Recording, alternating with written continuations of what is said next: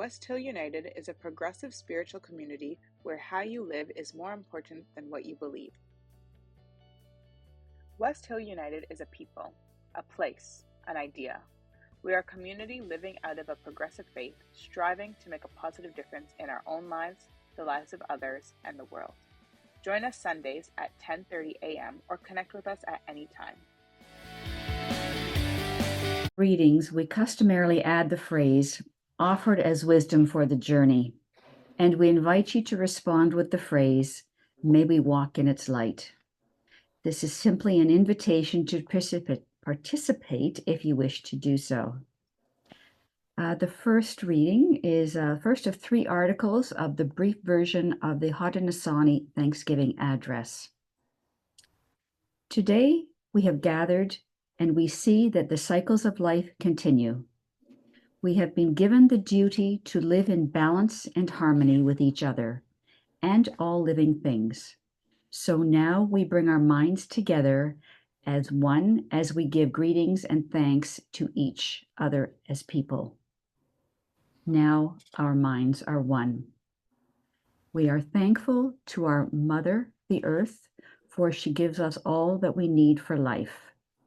She supports our feet as we walk about upon her. It gives us joy that she continues to care for us as she has from the beginning of time. To our Mother, we send greetings and thanks. Now our minds are one. We give thanks to all the waters of the world for quenching our thirst and providing us with strength. Water is life. We know its power in many forms: waterfalls and rain, mists and streams, rivers and oceans. With one mind, we send greetings and thanks to the Spirit of water. Now our minds are one. Second reading. Most commonly, democracy is associated with the white-robed senates of ancient Greece and Rome. However, newly uncovered evidence by archaeologists in Mexico suggests that this social practice has much earlier roots in the Americas than previously believed. That was written by Alana Martinez from The Observer. Offered as wisdom for the journey. May we walk in its light. In its light. Over to you, John.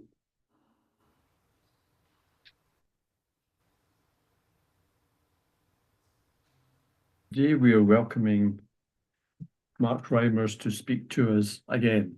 Mark has been with us on several occasions, and just to remind us all, Mark is an associate professor in the neuroscience program at Michigan State University.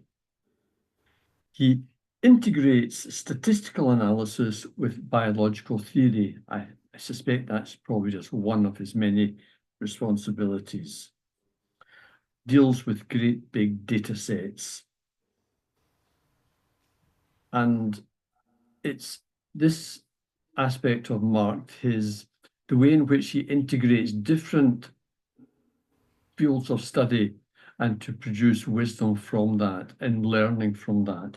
And so we're very interested today to hear how Mark has taken a dive into the North American Indigenous peoples' traditions and to talk to us about the ethical insights from the North American Indigenous traditions. So, Mark, thank you for being with us once again.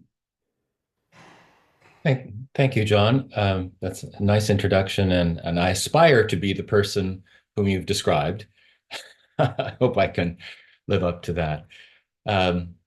I think many of us, especially in the United States and really around the world today, are concerned about good governance or the lack of it, and the ways in which our government seems to be sabotaging itself.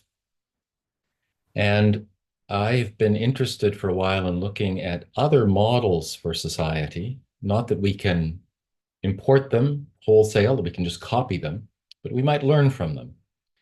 And I'd like to start by talking about a couple of North American societies.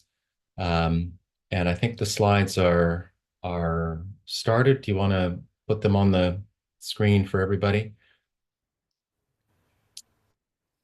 Great, thank you. And let's move it to, can you all see that? Is that big enough? Okay, then let's please, yeah, thank you. Next slide, please. So the first thing I would like to, no, back. Great, thank you. The first thing I'd like to point out is that although we often talk about Native Americans as if they are, one group, maybe an alternative to European Americans, or, a foil for our own culture. In fact, North American societies before the European conquest were enormously diverse as all of Eurasia.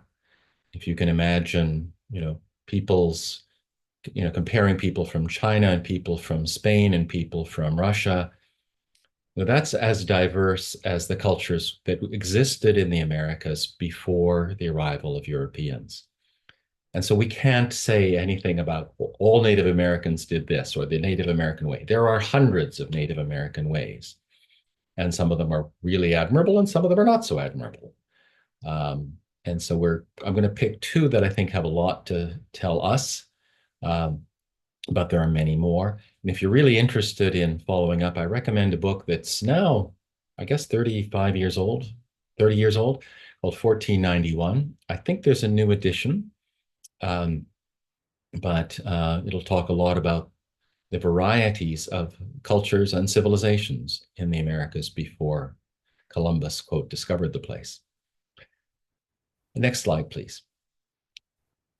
So I want to start with a group that is well known to you. When I was a school child in Canada, we learned about them under the name of the Iroquois, but they were always the bad guys. they were doing nasty things to the European settlers, at least in the stories that we were told.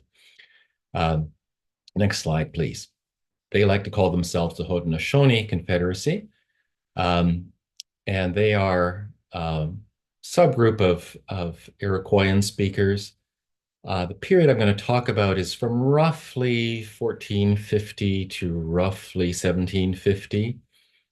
And we're talking about a relatively small group of nations, about 20,000 people in 1600, although probably there were a good many more before European diseases arrived, but it's a little hard to know.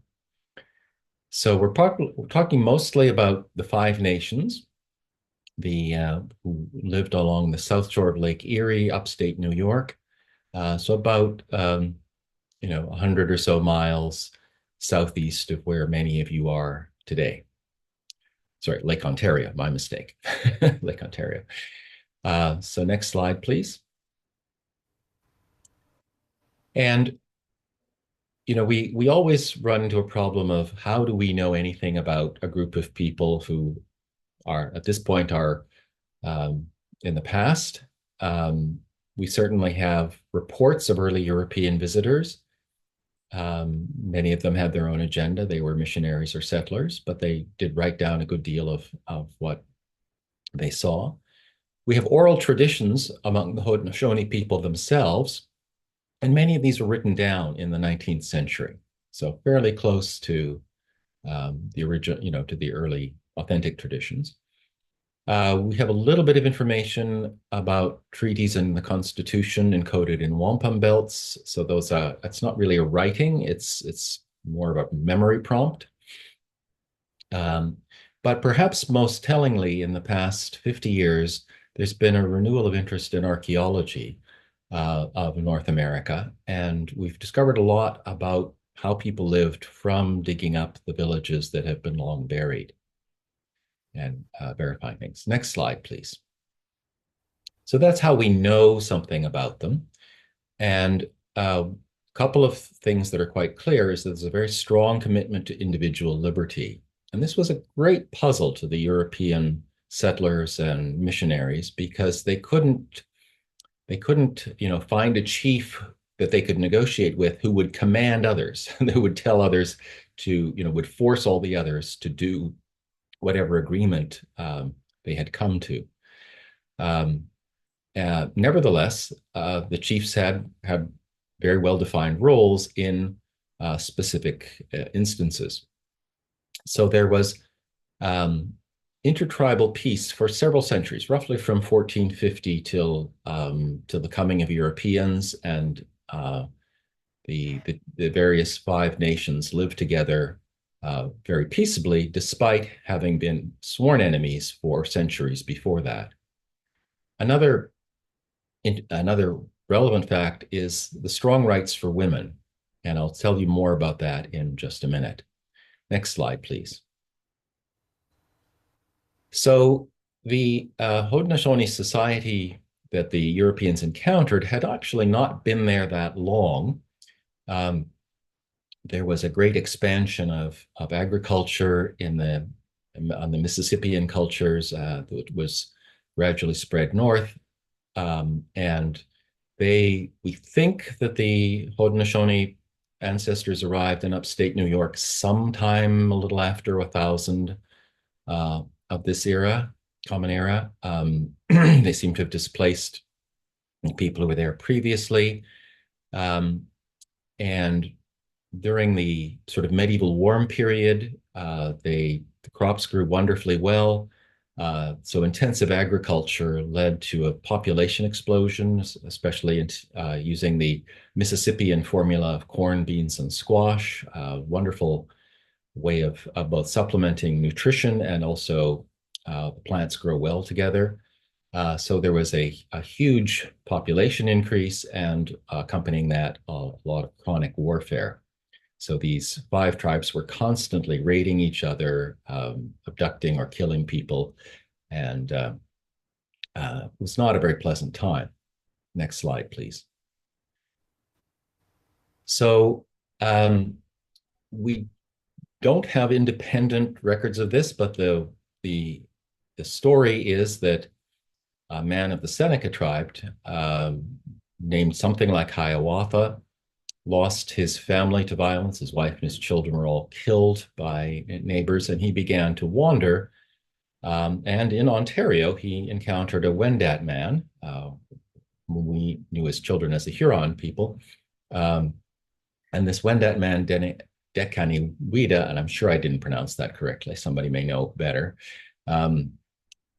seemed to have the ability to persuade people to make peace. And he and Dekaniwida came back to the Five Nations and made a circuit around all of the tribal leaders and persuaded all the chiefs to make peace with a constitution, a great law of peace that was recorded in the wampum belts and in oral tradition. And this constitution enabled an enduring peace among these five nations, and they became the most resilient Native American society in the northeastern United States. That story is verified by archaeological evidence that shows a substantial change in village structure sometime around 1450, that all of the villages seem to have lost, or shed a lot of their defensive architecture and become much more stable and peaceful. Next slide, please. So how did they resolve disputes? This is something I think we can learn from. The Grand Council of all the five tribes met regularly and still meets today. And they begin each discussion of political disputes with a long Thanksgiving address to encourage a conciliatory frame of mind. You heard just a few snippets from a very brief summary, but the whole address goes on for the better part of a morning, in which they remind each other of all the things they have to be grateful for, all the things they have in common, and all of the bounty that has been given to them. And then they get into the meat of the dispute. but they have a very strict format. So they can't just, say anything they want and insult each other. They have to, let's say the plaintiff or the aggrieved party speaks, or their representative speaks. And then the representative of the opposing party speaks. But the representative of the opposing party was required to first repeat what they heard or what he heard on the other side. And the first speaker has to agree that that's a fair summary of what they said. So you could not, as in so many modern political speeches, you could not misrepresent what your opponent said, make a straw man, as we say, and then shoot it down and say, well, of course we're what our opponent says is nonsense, because the opponent had to agree that you had summarized it well, or you had to summarize their point of view, and the opponent had to agree. And as many of you know, this is now a strategy that many marriage counselors urge for disputing couples. I don't know if where they got that idea independently, or whether it was from the Haudenosaunee process. And then, of course, the ball goes to the other side. Does then the first party, the aggrieved party, then speaks and has to summarize what they heard from the opposing party, and they have to verify that it's a fair representation. And the idea is to continue this back and forth, and there's more refinements to it. Certain tribes representatives get to speak first, and so on. And then it's referred to others. But the idea is to have a consensus in decision making, to have everybody understand each other and understand why a decision's being made in a particular way. Next slide, please. The social structure is fairly traditional, in that men and women have very different economic roles. The men hunted and trapped, but the interesting thing is that the women were the owners and stewards of the land on which, of course, the crops were grown. This was largely an agricultural society, so the women had real power. And that real power was demonstrated by the fact that instead of a woman moving into her husband's household, the men moved into the wife's household. And so it was very clear who owned the land all the time. And furthermore, the clan mothers had considerable power, leverage over the male leaders, and occasionally removed them if they were, not performing well or too warlike. Next slide, please. Of course, all good things come to an end, and both by disease and by some treachery by the French settlers, who were the heroes of our history books when I was a child in Canada. They effectively conquered the Haudenosaunee people. Next slide, please. But I do want to say the Haudenosaunee did have some influence on both the American Constitution and also on the women's rights movement. I'd like to move on to another society, which I think I've pronounced correctly as Tlaxcala. At least a native of that city tells me that's a reasonably close approximation. And this is remarkable because it's actually a republic in the small r sense of the word. It's in Mesoamerica, well before Columbus. Next slide, please. So many of us who go to Mexico City, we see the great Temple of the Sun and Moon at Teotihuacan,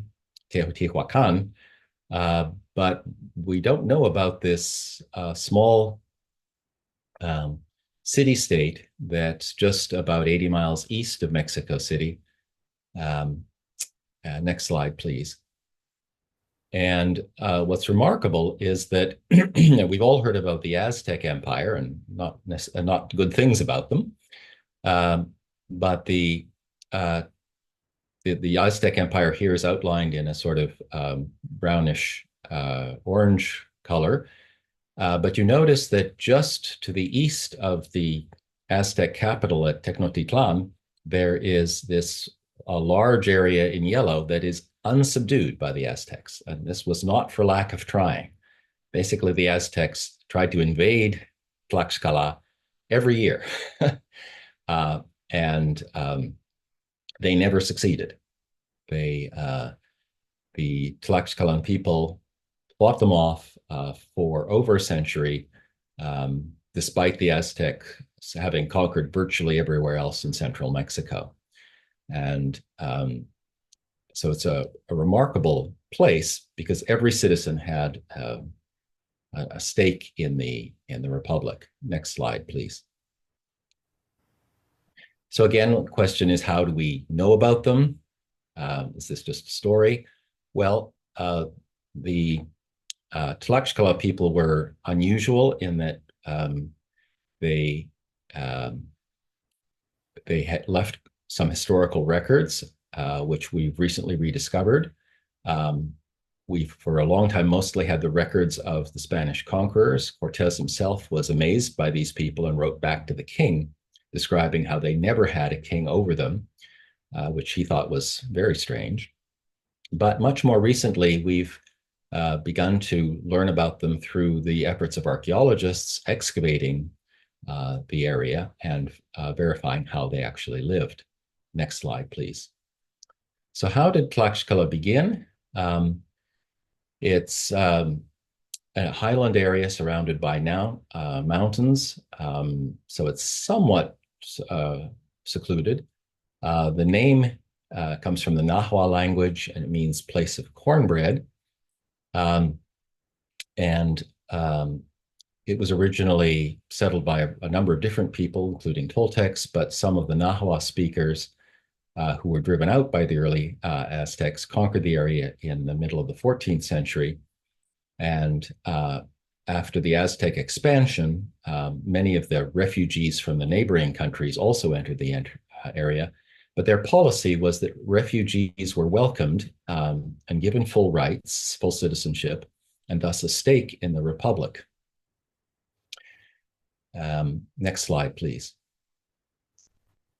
So even though the original city founders were from the Nahua ethnic group, which is the same group as the Aztecs, they were a multi-ethnic society, and many of their leaders came from non-Nahua ethnic groups, particularly Otomi, and their most revered leader in their history was an Otomi person, not a Nahua person. And there were roughly 300,000 people living in the area at the time Cortez arrived. What was interesting was that Cortez, with his horses and cannons, could not advance. They basically blocked his way, and they fought him to a standstill. So they were the first Native American group to actually effectively resist the Europeans in Central America.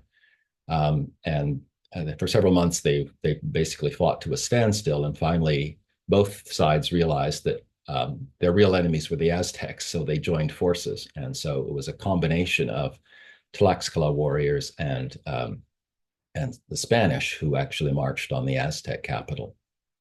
Next slide, please. So how were they distinctive? One thing we can tell from archaeology is that they were an egalitarian society. How can we tell that? Because all the houses we dig up are roughly the same size. There's no palaces, there's no luxurious furniture, there's no royal tombs. So remember, for most of the 20th century, the way you got to be famous as an archaeologist was to discover a tomb with lots of gold furnishings and rich jewels and other things. There was nothing like that in Tlaxcala. Even the signs of authority were anonymous. So there were no ruling houses. There were no royal names or noble names. People with offices used impersonal symbols for their offices. Let me just show you a little bit about the what we can tell from the city plan. So if you can, next slide, please. So this is a contrast between the city plan of the Aztec capital on the left and the city plan of Tlaxcala on the right, not to scale, of course. The Tlaxcalan is much smaller than Tecnotitlan, but what we can see there is that the Aztec capital is arranged like an imperial city all over the world. And there's the central religious precinct with the central temple, and then the palace, and then surrounded by the houses of nobles, and all the roads converge on the central precinct. There's very little public infrastructure outside of these enormous central locations. On the other hand, Tlaxcalan is a very distributed city. There's public squares in every neighborhood. There are no palaces. There are small temples in every neighborhood. And the House of Government is actually off to the right in that picture. That little red building off to the right is the Senate building, and that's near nobody's home. It's in nobody's neighborhood, and it's well outside the city. So no one person or no one family can control or influence the deliberations there. So that was a remarkable discovery just in the last few decades. Next slide, please. Again, all good things come to an end. That, as I mentioned, the Tlaxcalteca people concluded a separate peace or truce with the Spanish, and the Spanish actually honored that truce for the lifetime, at least the first generation of the governors. And that's why we have good records, because the Tlaxcalteca people actually wrote they learned how to write in Spanish, and they wrote down a good deal of their own history, which has been preserved. Next slide, please. So these were not the only examples in the Americas. And I'd like to just mention two others. Next slide, please. So it turns out that even the Maya, who we think of as very hierarchical, and the classical Maya certainly were. So even the very early Maya and some of the other early societies seem to have had this kind of small R republican city-state organization for several centuries, and many of their public works, show indications of being constructed by communal effort rather than by slaves or by forced labor. But all of these societies were taken over by a priestly elite, after a few centuries. So their democracies or their republican organization failed. Next slide, please.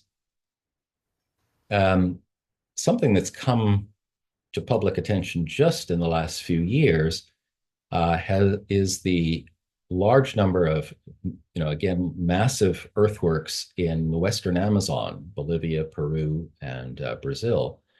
A lot of this has been seen from the air in the drier areas of Bolivia, but now it's being seen through dense jungle, through LiDAR, the imaging system, even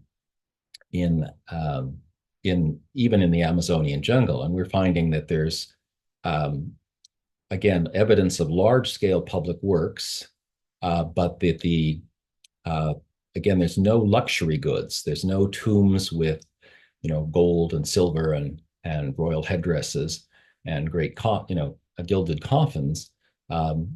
The middens or the garbage heaps contain mostly useful artifacts. So a lot of people were apparently living here in the Western Amazon.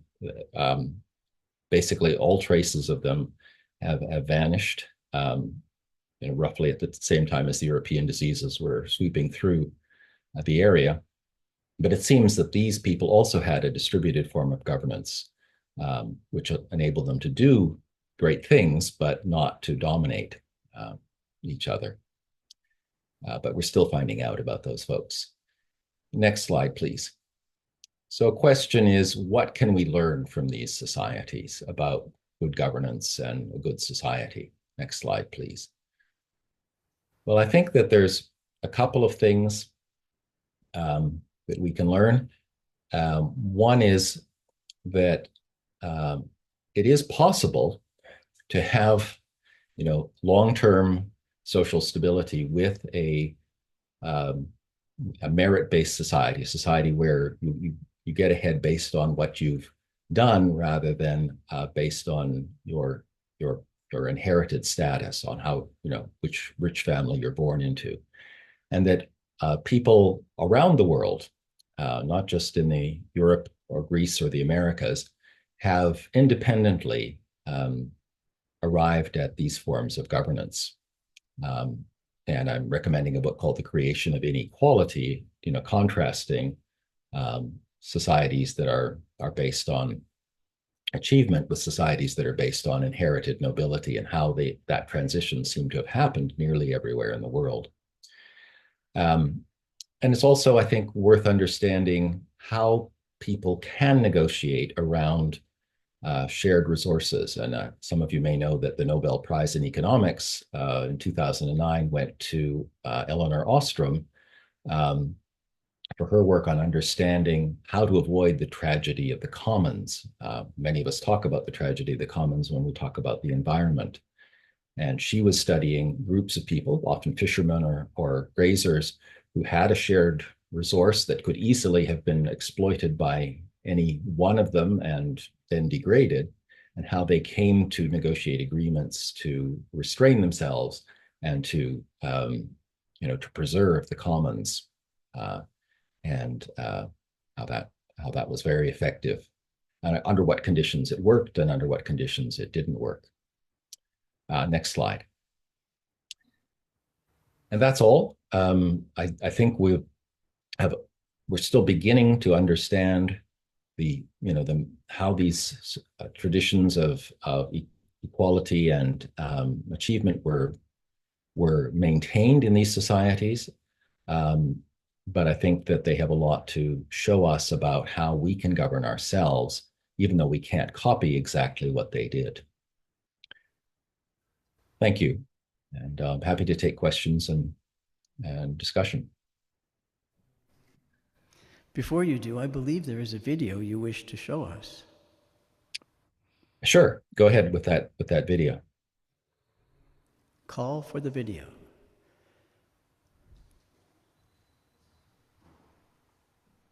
Frida, could you tell me about the Thanksgiving Address? The Thanksgiving Address is a tradition amongst the Haudenosaunee, where we give thanks to all those parts of creation that do their duty each day. And we begin with all the people on earth, all those that are close to us, and all our community, and all those people. And then we give thanks to Mother Earth, because she's still providing for us. And then we give thanks to the waters. And we give thanks to all the bird life, the trees, all the winds, Grandmother Moon, the sun, and right up into the stars. So we give thanks to all those parts of creation. And it's done before and after every gathering that we have. So is it a prayer? It's not a prayer. It's a simple thanksgiving. It's not something where we're worshiping those parts of creation. It's where we're giving thanks to them. And they can receive that thanks, because all parts of creation have spirit that can accept that thanksgiving. Thank you. That's good.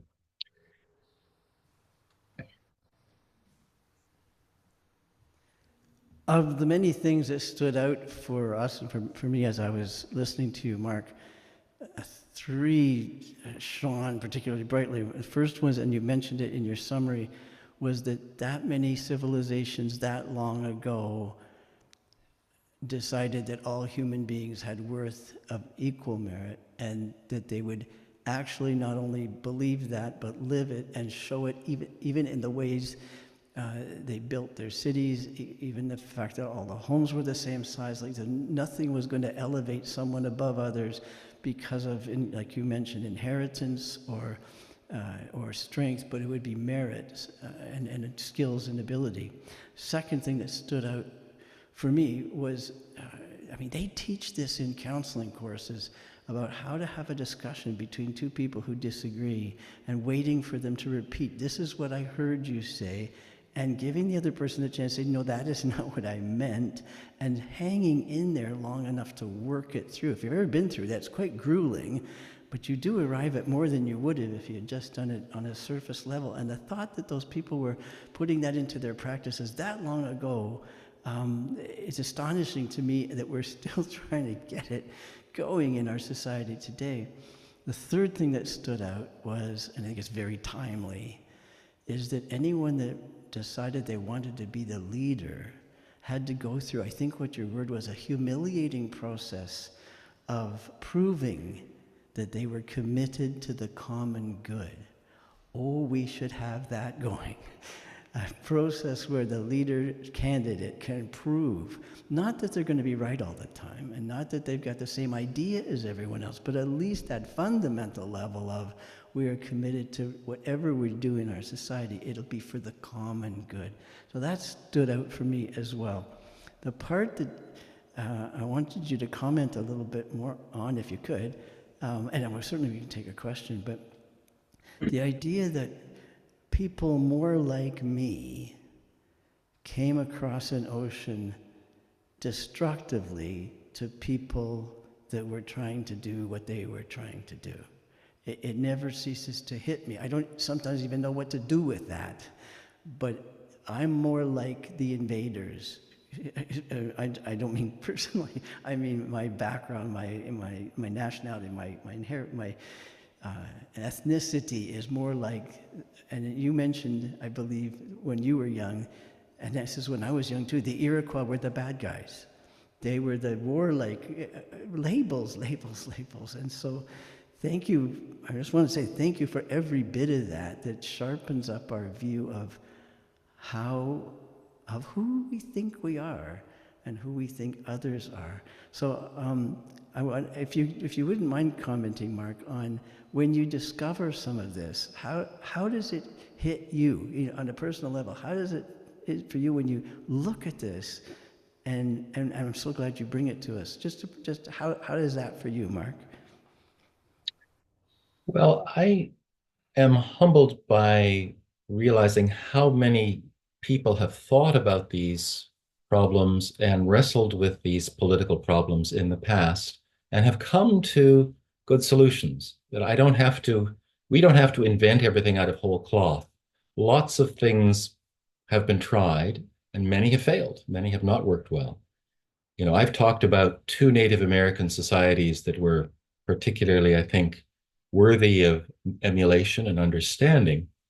But of course, there were many that were not so friendly, the Aztecs in particular. They're a very bloodthirsty society.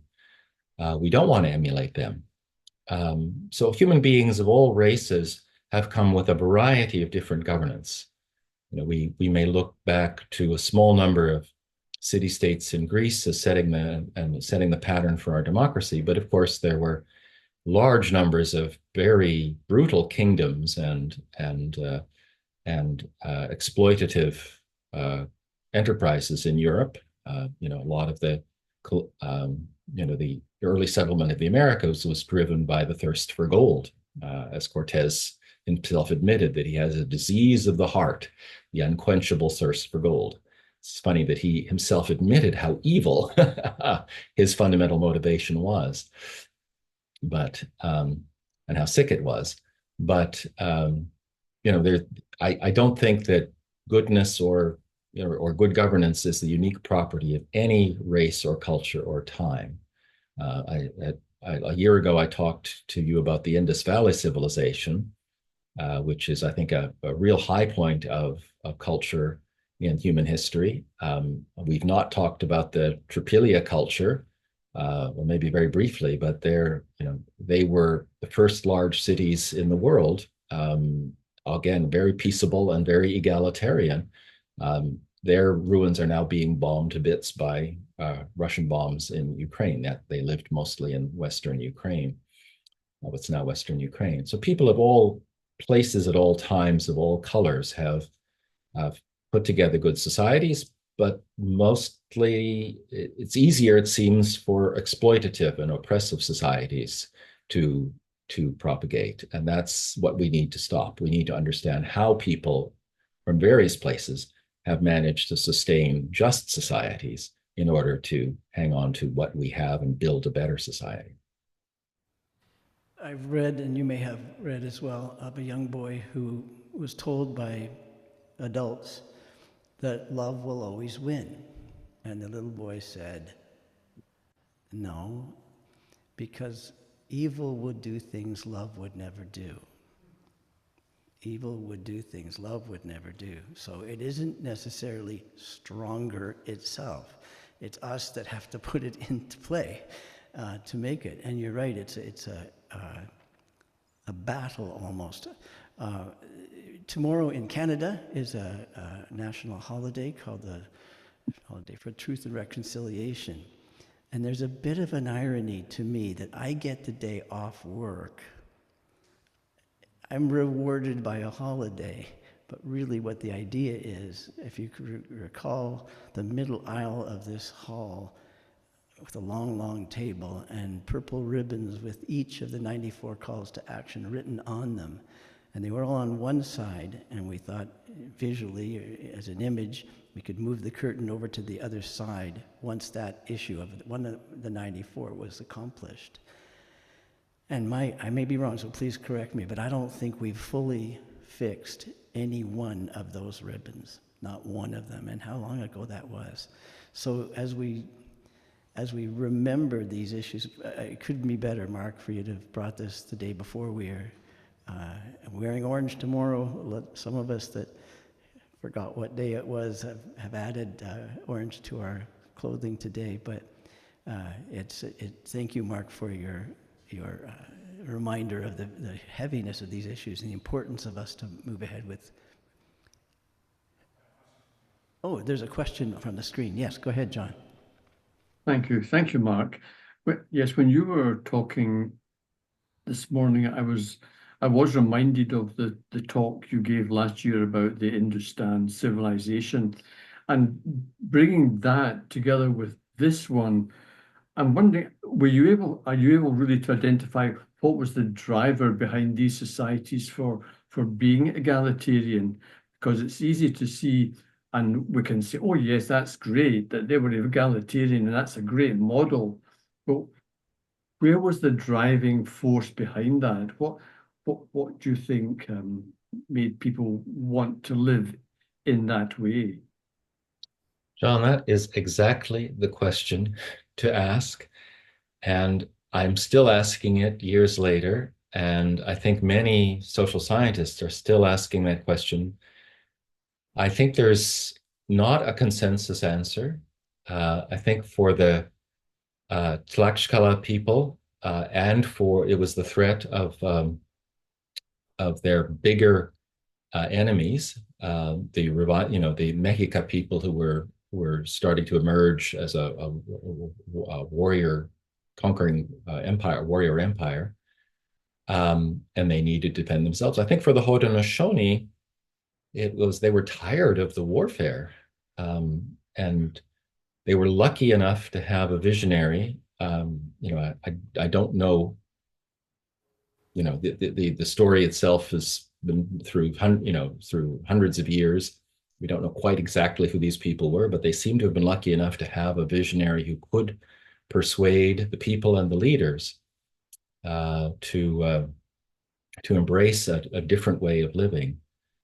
With the Indus Valley, so far lost in history, we don't really know, but they were in some sense a little bit lucky in that they were not ripe for conquest by any of the neighboring kingdoms.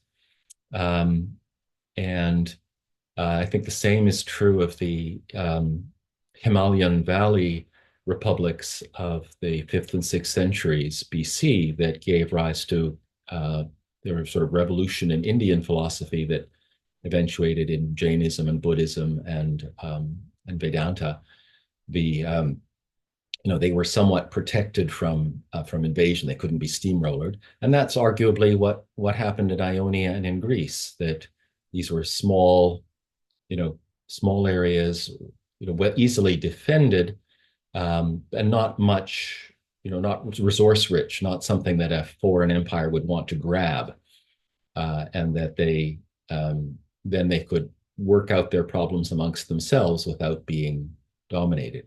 So I think some of it was luck, some of it was the exhaustion that people had with living, in a bad way, and some of it was, creative thinking, on the part of some of the leaders. And I wish I could write down a formula that we could all be, we could all move forward. But I think the question you're asking is exactly the question that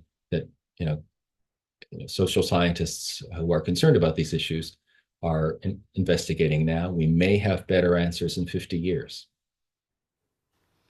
It's a sad truth. You mentioned that a civilization is safer if it doesn't have much to offer anybody else. So they're going to be left alone if you have fewer resources. Is there a question in the hall, a comment, or on the screen? If we could watch the screen there, if there's anyone there.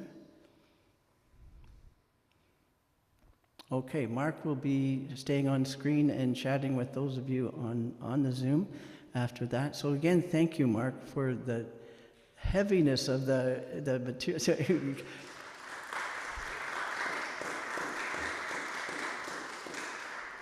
Babette started. Become a sustaining champion of West Hill United's work by committing to an automatic monthly donation. Learn more or donate now through Canada Helps.